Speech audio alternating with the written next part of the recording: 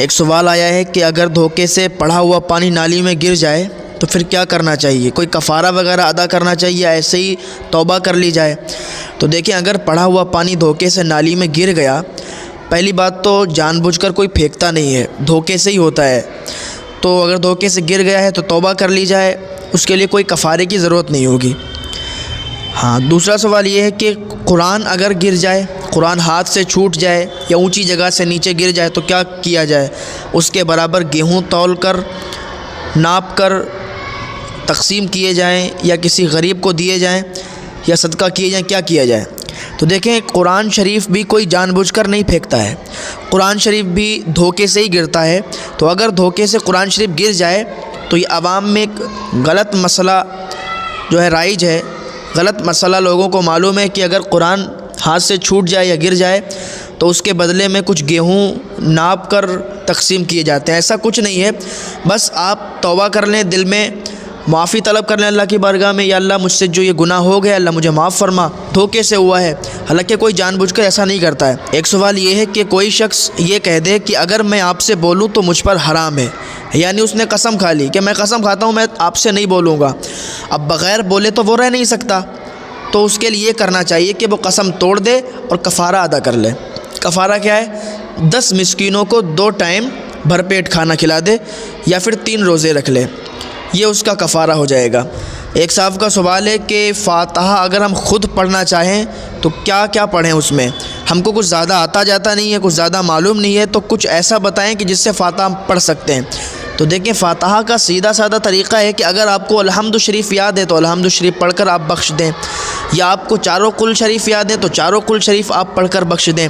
ऐसा कोई ज़रूरी नहीं कि आपको चारों कुल याद होना चाहिए, फिर आपको और भी सूरतें याद होना चाहिए तभी आपकी फ़ातिहा होगी और उसके अलावा फ़ातिहा नहीं होगी। तो ऐसा कुछ नहीं है, अगर सिर्फ़ आपको कुल वल्लाह शरीफ याद है ना तब भी आप फ़ातिहा कर सकते हैं, आप बख्श सकते हैं। एक साहब का सवाल है कि बहन की शादी हो चुकी है, हालांकि बहुत गरीब है, तो क्या बहन को ज़कात दे सकते हैं।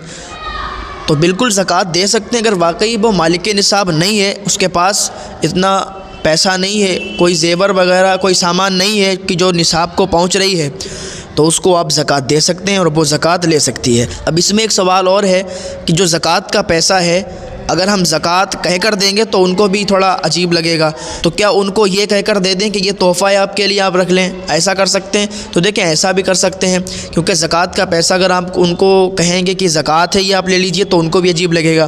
तो आप उनको कहिए ये तोहफ़ा ले लीजिए, और दिल में आपका क्या है कि ज़कात है और आपने निकाली क्या है, ज़कात, तो ऐसे भी आप दे सकते हैं।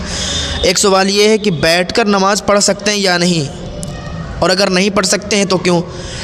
तो देखिए, बैठकर नमाज वो शख्स पढ़े कि जो खड़े होकर नमाज नहीं पढ़ सकता। पता चला एक शख्स है जो दिन भर साइकिल से टहलता रहता है, या दिन भर मोटरसाइकिल से घूमता रहता है, या दिन भर टहल कर इधर उधर बातें करता रहता है, इधर उधर घूमता रहता है, लेकिन जब नमाज का वक्त होता है, मस्जिद में आता है, तो वो क्या करता है कि बैठकर नमाज़ पढ़ता है, तो उसकी नमाज नहीं होगी। खड़े होकर नमाज नहीं पढ़ सकता है कोई शख्स, इतना कमज़ोर है या बीमार है या पैर में कोई तकलीफ़ है, तो वो बैठकर नमाज़ पढ़ सकता है। लेकिन अगर उसमें खड़े होने की ताकत है तो वो खड़े होकर नमाज़ पढ़े। हाँ, अगर ज़्यादा कमज़ोर है तब भी ये करे कि नियत खड़े होकर बांधे, फिर बाद में बैठ जाएगा जब उसको कमज़ोरी लगने लगे। ठीक है। एक सवाल और है कि मगरिब की अज़ान में लेटे हुए से उठ जाना कैसा है, मतलब लेटे रहते हैं और जब मगरिब की अज़ान होती है तो उठ जाते हैं, तो ऐसा करना चाहिए या नहीं। तो देखें, यहाँ पर ये चंद बातें हैं, इनको ध्यान रखना चाहिए। सिर्फ मगरिब की अज़ान ही नहीं, बल्कि कोई भी अज़ान हो, फजर की हो, ज़ोहर की हो, असर की हो, मगरिब की हो या इशा की हो, किसी भी टाइम की अज़ान हो तो अदब के साथ बैठ जाना चाहिए। अगर आप लेटे भी रहेंगे तो बेअदबी की नीयत से नहीं लेटते हैं, तब भी कोई हर्ज नहीं, लेकिन ज़्यादा बेहतर है कि आप उठ के बैठ जाएं। मगरिब की अज़ान हो या फिर और किसी टाइम की अज़ान हो तो उठकर बैठ जाना बेहतर है।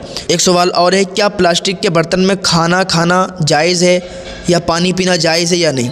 तो देखिए, प्लास्टिक के बर्तन में खाना भी खा सकते हैं और पानी भी पी सकते हैं, ऐसी कोई क़ैद नहीं है कि आप खाना या पानी नहीं खा पी सकते हैं। दूसरा एक सवाल ये है कि नज़र बद के लिए क्या करें। तो देखें, अगर किसी को नज़र बद हो जाती है तो सबसे बेहतर तरीक़ा है, आका सल्लल्लाहु ताला अलैहि वसल्लम ने फरमाया, सूरे फ़लक सूरे नास पढ़कर दम कर दिया जाए। इंशाअल्लाह नज़र बद की जो बीमारी है, जो नज़र बद हो जाती है, वो ठीक हो जाएगी इंशाअल्लाह। तो ये किया जाए।